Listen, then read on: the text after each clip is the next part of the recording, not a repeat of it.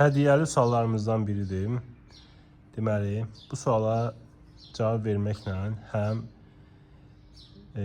bəzi əsərlərin içindəki bir çox məqamları təkrarlamış olacaqsınız. Həm də ki, bizdən hədiyyə olaraq bir Azərbaycan dili, bir ədəbiyyat sınağı əldə edə bilərsiniz, izahları ilə yanaşı. Deməli, suala baxırsınız, uyğunlaşdırırsınız. Baxın, burada rəqəmlər və hərflər var. Məsələn, 1A, 2B, 3C bu formada uyğunlaşdırırsınız və cavabınızı orada göstərilmiş nömrəyə WhatsApp-da yazırsınız, plus-da ad soyadınızı qeyd edirsiniz. Əgər tam uyğunluq olarsa, yəni artıq əksik olmadan tam uyğun cavab olarsa, sizə bir Azərbaycan dili, bir ədəbiyyat sınağı, yəni ümumilikdə 40 dənə sual göndəriləcək.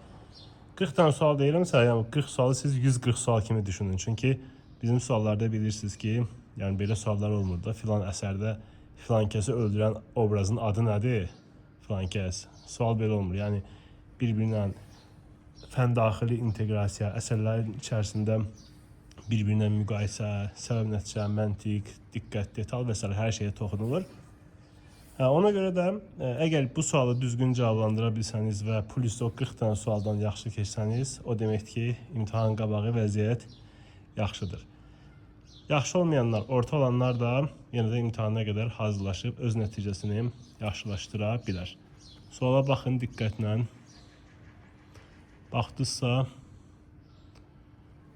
yekunlaşdıraq. Qeyd edeyim ki, düzgün cavabların göndərilməsi üçün müddət bu videonun paylaşılmasından etibarən 48 saat ərzində hesablanır. Yəni 48 saat ərzində gələn düzgün cavabların o mesaj sahiblərinə dediyim sınaqlar ödənişsiz formada göndəriləcək.